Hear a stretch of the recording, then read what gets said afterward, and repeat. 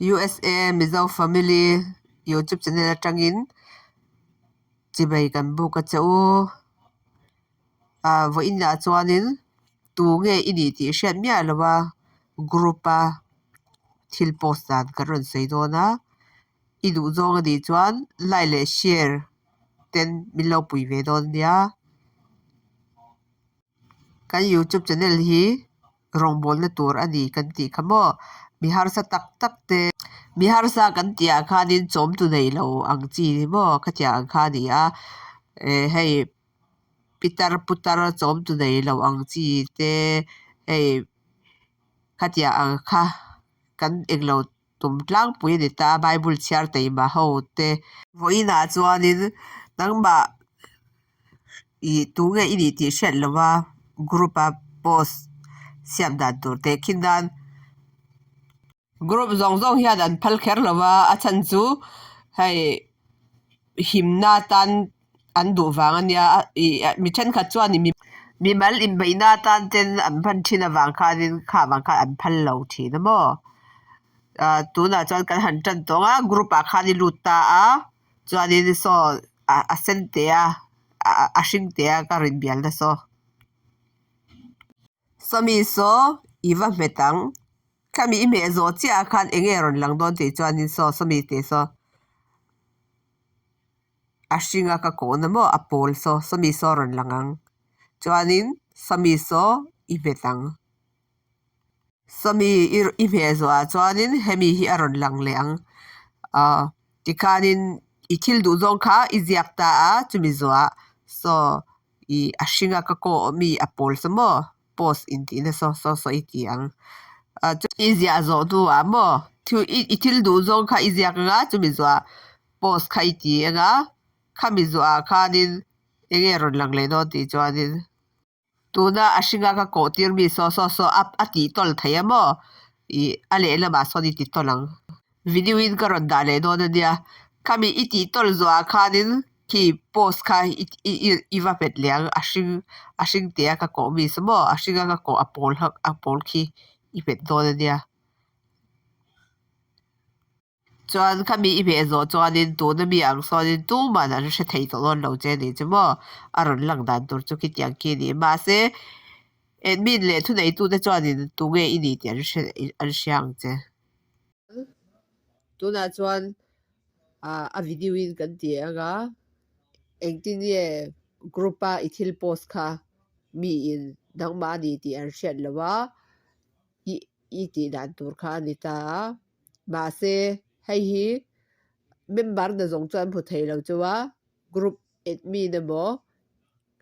khatiang ni na nei ho mo khatiang ho kha chuan an phu thei tho chawania na video kha chu ege na china kan copy paste kha chu mo a eng lo lu tuka a video kha lo ver char in shet thiam lo ka lau lu tuka chu wangin hei hi kan ti sakang chau o heti hiani tia hei hi ni mai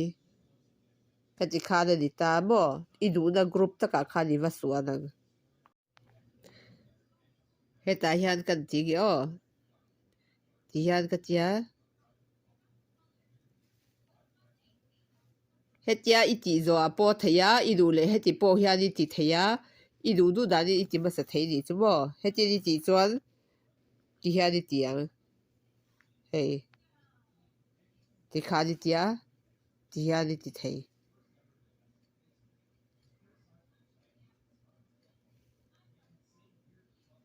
ka tu nge ini kha an hre thei to lo nei chu mo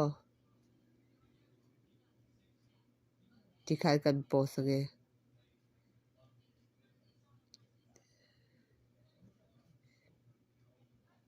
ti hian tia nga post khamo ti hian ni mai okay tu nge ini ti khan hre to lo nei chu mo chuan I thil post sa I delete le du ni chuan heti te hian hei te khina I ziak sual ani chuan heta hian ti hian I tianga I du du khanin ti hian I edit thei ni chu mo I siam tha thei chuanin ti hian save khai phet lenga ani lo pole I thil post sa I delete tu ni chuan ti hian delete kha te kha ani mai tu na chuan hei te khina hemi kha I lo be thei khil ta heta hian I lo ziak don ta mo heta hian te khinan hetia I copy paste ni lem lo chuan I du le heta hian thil le kha kha I ziak thei ni chu mo I ziak thei heta khan I ziak nga kha kha chuin agar ga I ziak kha chu hun a rei ka tia chu wangin ti hian kan ti ge hetia ka ti ta a khatia ka ti kha chuanin hetia ka ti chuan pa ngai takin a lang don a wang khanin I enge mi min phu ka du lo wang khan ti hian ka ti ta mo hei heti lai te kha ti hian ka va thai phe ni chu mo ti hian ka va thai phe ya hetia ti chuan engma om lo ta hei helai abok te hi mo abok te hi ti hian ka phe ta khati khan hei heta hian a ron lang ta heta hian a ron lang ta mo chuanin post kha ka va phe ta ti hian post ani ta mo kha tu nge I ni ti a hriat mi a lo ta ni chu mo hei heta hian kha ni mai kan YouTube te del te mi lo en sak thina wangin kan lawma hun man nuam vek ule